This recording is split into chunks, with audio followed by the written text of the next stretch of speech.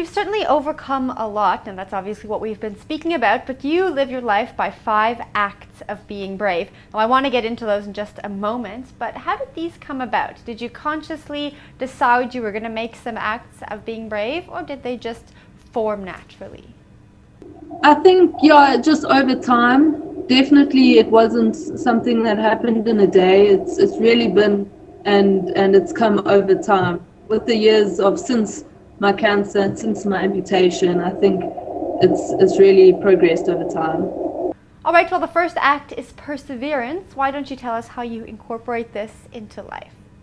Perseverance is really tough because we constantly challenged by doing less, and our bodies are in a sense always wanting to take the shortcut. So perseverance through challenges and not giving up at that time is key in your whole survival and your whole life. And I think me going through cancer, I had to persevere, and then I was suddenly hit with that decision of an amputation. So to just continue growing and not kind of retract from the situation is really, really important. And the second one is acceptance and understanding. Now, did this always come easy for you?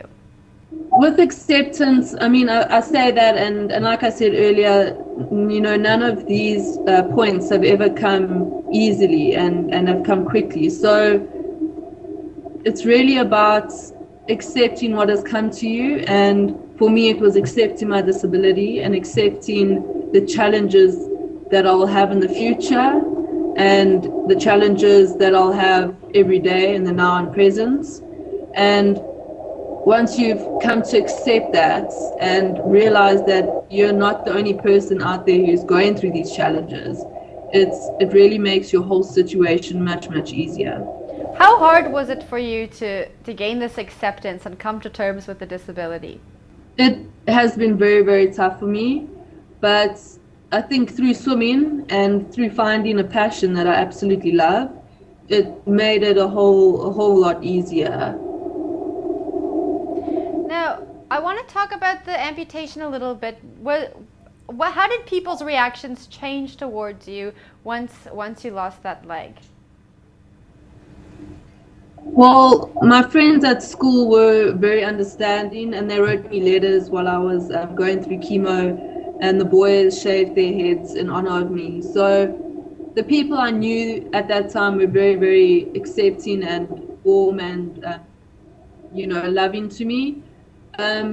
But at that age of being 11 years old and being around other kids who had no idea what cancer was, or who thought an amputation was like the weirdest thing, it was tough because I had to deal with a lot of people staring the whole time, and you feel very abnormal and out of it in a sense.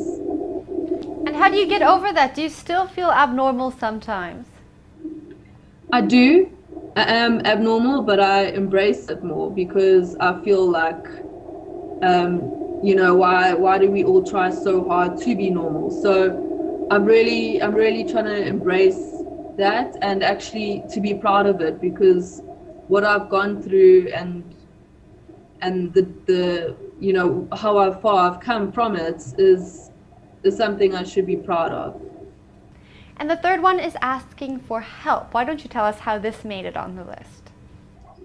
Well, I think a lot of the times when we're going through hard challenges, we constantly faced with being afraid of just asking for help. And I think a lot of people don't want to seem like they're also complaining too much, and they may be even ashamed of asking for help. But it's about coming to that realization that not everything you do, you have to do by yourself. And for me, my family was really, really monumental in my survival, and they were always there for me. And whenever I needed them, they would, help me without even a second of thought. So I think asking for help and being aware that it's okay to ask for help is really, really important. Do you find that people usually stray away from asking for help because it's an ego thing? Yeah, I think a lot of people do. And to be honest, you know, I went to a psychologist soon after my amputation, but I couldn't stand going to her because it was it was just so difficult for me to explain to someone at that time what I was going through when it felt like they didn't understand what I was going through. So, or they wouldn't know what it was like, what I was going through. So I think through swimming and being around other disabled people, I got to talk to them and I felt a lot more comfortable with speaking to those people. And I think, you know, seeing other disabilities and how they've overcome their disabilities was really important. And fourth, believe in a greater cause. Yeah, so whatever religion it is that you believe in, it's really important to try to continue that. At that time of my amputation, I was really, really angry with God, and I kept asking, you know, why me? Why am I being punished? I was such a good kid. Why am I now being, in a sense, cursed with cancer? So it's really key that you continue your faith, as well as important that you look back and you realize that that challenge that you were going through could actually be a blessing in disguise. And your last act of being brave is move forward. How do you consciously move forward every day? Yeah, so like I mentioned earlier, you can't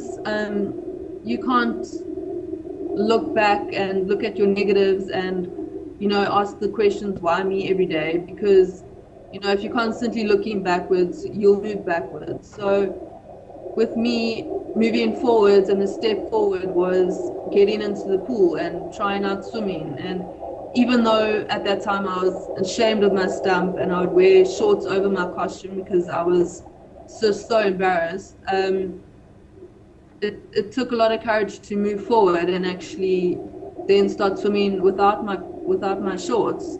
So, you know, the hardest step is really the first step, and it's all about concentrating on your positives and, yeah, moving forward.